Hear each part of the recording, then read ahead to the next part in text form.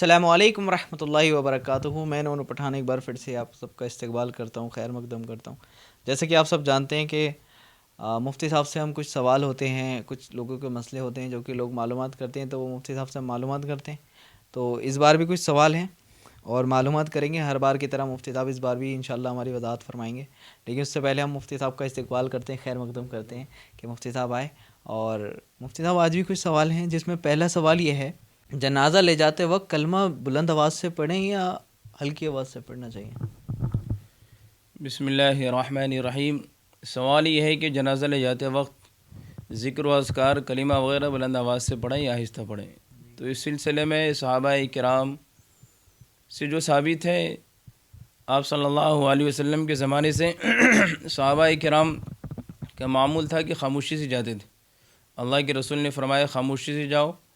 اس لحاظ سے ہمیں بھی چاہیے کہ ہم بھی جب جنازہ لے کر کے جائیں تو خاموشی کے ساتھ ذکر و اذکار کریں، تو خاموشی سے زور سے نہ کریں، بلند آواز سے ذکر و اذکار نہ کریں. بہت سے لوگ زور سے پڑھتے ہوئے آتے ہیں کلمہ طیبہ وغیرہ، استغفار وغیرہ، تو زور سے نہ پڑھے. زور سے پڑھنا مکروہ ہے، خاموشی سے دل میں پڑھے.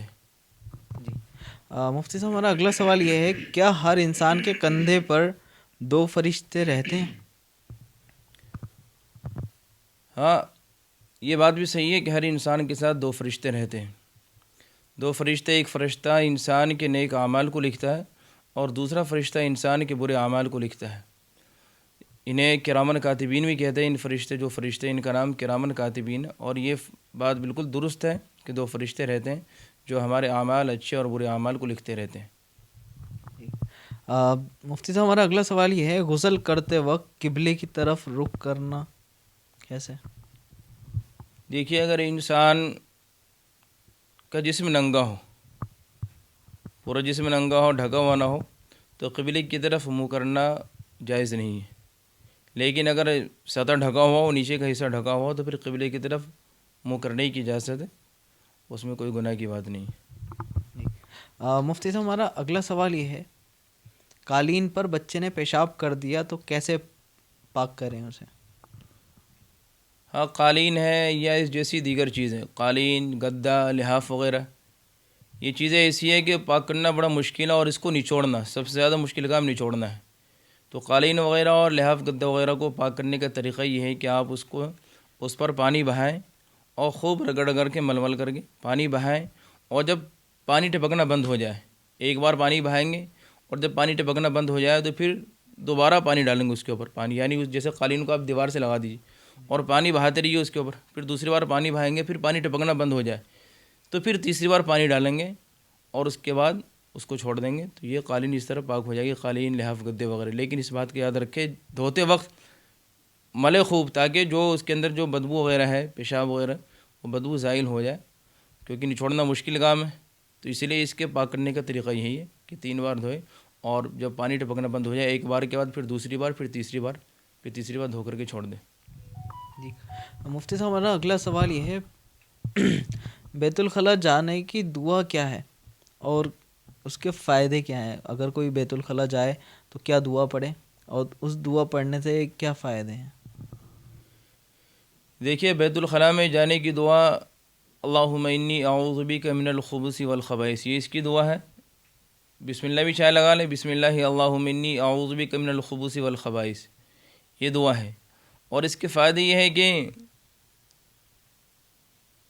جنات، جسے ہم اور آپ دیکھ ہی نہیں سکتے انسان، لیکن جنات ہمیں دیکھ سکتے ہیں، انہیں اختیار حاصل ہے دیکھنے کی، وہ ہمیں دیکھ سکتے ہیں. تو دعا پڑھنے کے بعد انسان اللہ تبارک و تعالیٰ کی حفظ و امان میں آ جاتا ہے، اللہ تعالیٰ کی پناہ میں آ جاتا ہے. حدیث کے اندر ہے کہ جب انسان دعا نہیں پڑھتا ہے تو شیطان اس کے جسم سے کھیلتا ہے، اور شیطان کوئی موقع نہیں چھوڑتا ہے ہمیں پریشان کرنے کے لیے یا بہکانے کے لیے. انسان جب دعا پڑھ لیتا ہے تو اللہ تعالیٰ اس کے درمیان اور شیطان کے درمیان ایک دیوار آڑ کر دیتا ہے، پردہ حائل کر دیتا ہے، وہ ہمارے جسم کو دیکھ نہیں سکتا ہے. تو یہ فائدہ ہے اس کا. اور اگر ہم نے دعا نہیں پڑھی تو شیطان ہمیں دیکھے گا اور ہمارے جسموں سے کھیلے گا. یہی وجہ کہ غسل خانے میں یا بیت الخلاء وغیرہ میں جو گناہ ہوتے ہیں انسان ہوتے، تو شیطان کی وجہ سے شیطان ہمارے جسموں سے کھیلتا ہے اور پھر انسان گناہ والے کام کر جاتے ہیں. تو اس لیے دعا پڑھنے سے یہ فائدہ، یہ حکمتیں ہیں. جی مفتی صاحب، ہمارا اگلا سوال یہ ہے: جنگ بدر کب ہوئی؟ ہاں، اسلامی جنگ میں جنگ بدر ایک اہم جنگ ہے اور سب سے پہلی جنگ ہے غزوہ بدر. مسلمانوں کو اگر کہیں فتوحات کے دروازے کھلے تو جنگ بدر سے ہی کھلے. یہ جنگ رمضان کے مہینے میں ہوئی اور 17 رمضان کی تاریخ تھی اور سن 2 ہجری میں یہ جنگ واقع ہوئی، جنگ بدر. مفتی صاحب ہمارا اگلا سوال یہ ہے، غیر محرم مرد یا عورت اگر جیسے ملاقات کریں تو ان کا ہاتھ ملانا کیسا ہے؟ دیکھیے، غیر محرم مرد و عورت آج کل لوگ اسے معیوب نہیں سمجھتے ہیں، خاص طور سے آفس میں کام کرنے والے لوگ اسکول کالج کے اندر اور بڑے دھڑلے سے ہاتھ ملاتے ہیں، مصافحہ کرتے ہیں. تو معلوم ہونا چاہیے کہ غیر محرم مرد و عورت کا آپس میں ہاتھ ملانا جائز نہیں ہے، ناجائز ہے، کسی بھی صورت میں جائز نہیں ہے اور اس سے بڑے فتنے جنم لیتے. یقیناً آپ خود دیکھ لیں، تجربہ کر کے دیکھ لیں، جو لوگ اس طرح کھلا ہاتھ ملنا ملانا ہوتا ہے تو وہ لوگ فتنے کے اندر مبتلا ہو جاتے ہیں. تو اس لیے اسی بنا پر غیر محرم مرد و عورت سے ہاتھ ملانا جائز نہیں ہے آپس میں. مفتی صاحب ہمارا اگلا سوال یہ ہے، رسول اللہ صلی اللہ علیہ وسلم کی دادی اور نانی کا کیا نام ہے؟ حضور اکرم صلی اللہ علیہ وسلم کی دادی کا نام فاطمہ ہے اور آپ علیہ الصلاۃ والسلام کی نانی کا نام برہ تھا. یہ نام.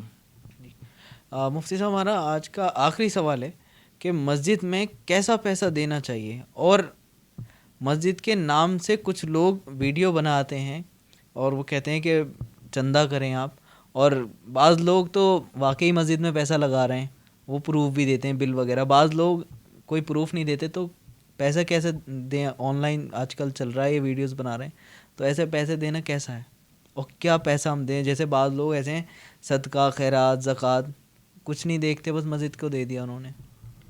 دیکھیے، مسجد میں جو ہے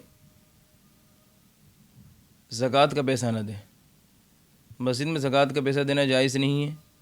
اسی طرح منت والا اور باقی نفلی صدقہ جو ہم عام طور سے دیتے ہیں اسے نفلی صدقہ کہتے ہیں. امداد کریں، امداد کی یعنی یہ مال ہے، امداد کا مال، ورنہ زکوٰۃ وغیرہ مسجد میں زکوٰۃ وغیرہ کی رقم مسجد میں نہیں لگے گی.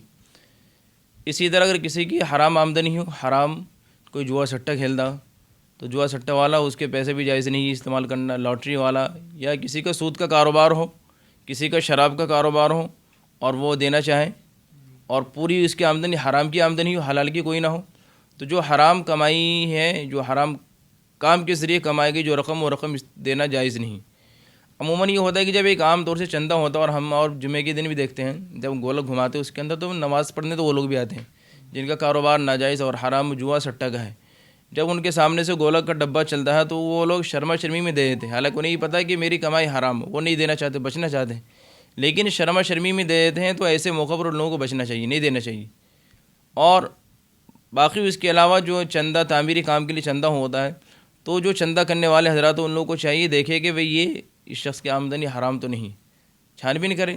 اب رہا مسئلہ دینے والے کا، کیا آپ کہہ رہے ہیں کہ بہت سے لوگ آن لائن بھی کر رہے ہیں، تو اگر آپ کو یقین ہے کہ ہمارا جیسے تعلقات میں کسی نے بتایا کہ فلاں جگہ مسجد کی تعمیر کا کام چل رہا ہے، ضرورت ہے، تو اگر آپ کو پورا یقین ہو تو آپ دے دیں. لیکن جو اجنبی آدمی جن کے بارے میں کچھ پتہ ہی نہیں، بہت سے لوگوں نے اپنا کاروباری بنا رکھا ہے، بزنس بنا رکھا ہے، تو ایسے لوگوں پر جب تک پورا یقین نہ ہو، تحقیق نہ کر لے، تفتیش نہ کر لے، چھان بین نہ کر لے، تب تک آپ کے لیے دینا اچھا نہیں ہے. کیونکہ اگر آپ نے چھان بین نہیں کی، تحقیق نہیں کی اور آپ دے رہے ہیں، تو یعنی کہ وہ انسان غلط کام کر رہا ہے، اور غلط کام پر آپ تعاون کر رہے ہیں، تو آپ بھی گنہگار ہوں گے.